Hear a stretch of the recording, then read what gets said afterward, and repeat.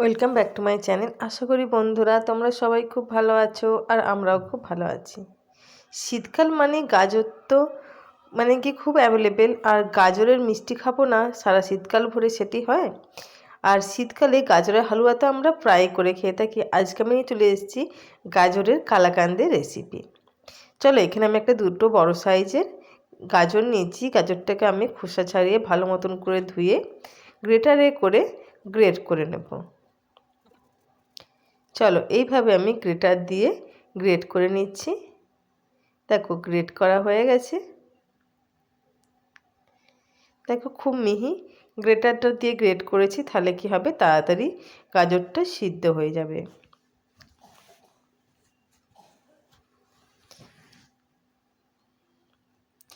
এবারে নিয়েছি আমি একটা কড়াইয়ের মধ্যে 1 চামচের মতন গাওয়া ঘি দিয়েছি। গাওয়া ঘি দিয়ে গাজরটাকে আমি 2 থেকে 3 মিনিটের মতন উল্টে পাল্টে নাড়াচাড়া করে একটু ভেজে নেব,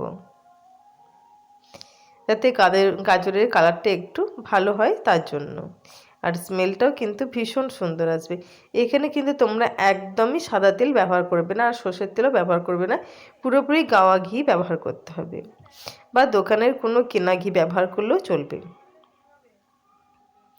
চলো, এই সময়তে গ্যাসের ফ্লেমটা হাই রেখে গাজরটা একটু নাড়াচাড়া করবে, কিন্তু সেটা কন্টিনিউ করতে হবে 3 থেকে 4 মিনিট যে সময়টা। এর মধ্যে দিয়েছি আমি 1/2 কাপ দুধ, আর দিয়ে দিচ্ছি আরও 1 কাপ দুধ।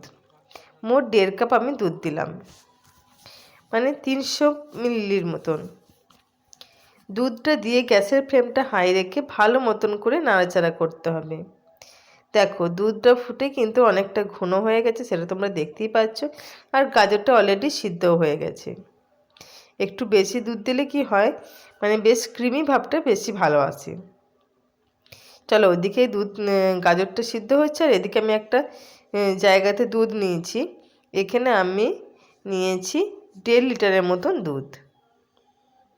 দুধটাকে আমি ভালো মতন করে জাল দিয়ে একটু ভিনিগার কিংবা ছানার জল কিংবা পাতিলেবুর রস দিয়ে আমি ছানাটা তৈরি করে নেব। যেমন করে আমরা বাড়িতে নর্মাল ছানা করি ঠিক সেইভাবে। দেখো, দুধটা ফেটে গেছে আর ছানাটা অলরেডি রেডি হয়ে গেছে। ছানাটাকে আমি ছানার জল থেকে তুলে একটা ছাঁকনির মধ্যে আমি ছেঁকে দেব। আর অবশ্যই লক্ষ্য রাখতে হবে যাতে ছানার জলটা ভালো মতন করে বেরিয়ে যায় সেটার দিকে। দেখো, এখানে আমি ছাঁকনির মধ্যে তুলে নিয়েছি, আর ছানার জলটা যতক্ষণ না নিগড়ে বেরিয়ে যায় তার জন্য আমি অপেক্ষা করছি। চলো, এদিকে চলে এসেছি। এবারে চলো, এর মধ্যে আমি 1 কাপ চিনি দেব। আমি এখানে 4 থেকে 5 চামচ চিনি দিয়েছি, বড় চামচের। তোমরা অনুমান না করতে পারলে পুরো 1 কাপ চিনি দেবে। টেস্টটা কিন্তু একটু নিজেরা করে নেবে। দেখো, চিনি থেকেও যে জলটা বেরিয়েছে সেইটা দিয়ে আমি ভালো মতন করে নাড়াচাড়া করতে থাকবো, যাতে তলায় লেগে না যায়, সেদিকটা কিন্তু বেশ খেয়াল রাখতে হবে। এই সময় আমি গ্যাসের ফ্লেমটা হাই রেখে দিয়েছি, আর কন্টিনিউ খুন্তি দিয়ে আমি নাড়াচাড়া করে যাচ্ছি। আর গোটা 3 এলাচ নিয়েছিলাম, ছোটো এলাচ, সেটাকে আমি একটু শুকনো করে নাড়াচাড়া করে হামাল দিস্তায় হাফ ক্রাস্ট করে নিয়েছি। আর খুব মিহি গুঁড়ো করলেও হবে, দিয়ে এলাচ গুঁড়োটা আমি দিয়ে দিয়েছি। দেখো, এদিকে তো দুধটাও কমে গেছে, চিনিটাও ওর সঙ্গে মিশে গেছে। সেই সময়তে আমি কি দিলাম, ছানাটা কিন্তু আমি কোনো রকম ঠেসে দিইনি। ছানাটা এমনি দানা দানাগুলো আমি দিয়ে দিয়েছি, দিয়ে আমি খুন্তি করে একটু কেটে কেটে দিচ্ছি। ছানাটা দিলে কি হয়, মুখে পড়লে ভীষণ সুন্দর খেতে লাগে। কালাকান্দের তো এটাই নিয়ম বলো, আমরা জানি। কালাকান্দের দানাটা একটু বেশ দানা দানা থাকবে, ভালো লাগে। আর এখানে দিয়ে দিলাম তার আগে 3 থেকে 4 চামচ আমি গুঁড়ো দুধ, যেটা মিল্ক পাউডার বলি, সেটা দিয়ে দিলাম, যাতে বাইন্ডিংটা খুব সুন্দর হয় আর টেস্টটা কিন্তু অপূর্ব সুন্দর হবে। চলো, এখানে আমি নিচে একটা পাত্র, তার মধ্যে দিয়ে দিচ্ছি আমি একটা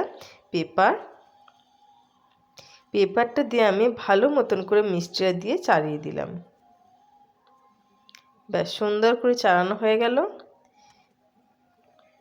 এবারে আমি কি করব, এটা 3 থেকে 4 ঘন্টা আমি রেখে দেব।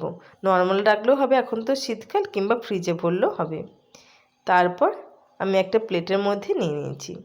দিয়ে আমি এবারে উল্টে একদম সুন্দর করে এটাকে নিচে ফেলতে হবে, প্লেটটার উপরে, নিচে মানে প্লেটটার উপরে ফেলতে হবে। ফেলে আমি বাটার পেপারটা আস্তে আস্তে করে তুলে নেব। দেখো কি সুন্দর দেখতে লাগছে মিষ্টিটা, একদম চারচৌকো হয়ে কিন্তু খুব সুন্দর পড়ে। তোমাদের কাছে যদি চারচৌকো কোনো ট্রে না থাকে তখন তোমরা যে কোনো গোল থালার মধ্যে করলেও হবে। মার্বেল পেপার থাকলে কি হয়, বাটার পেপার থাকলে কি হয়, মিষ্টিটা বেশ সুন্দরভাবে ফেলা যায়। আর ওর উপরে আমি একটু তবক দিয়ে দিলাম, দেখতে কিন্তু ভারী সুন্দর লাগে।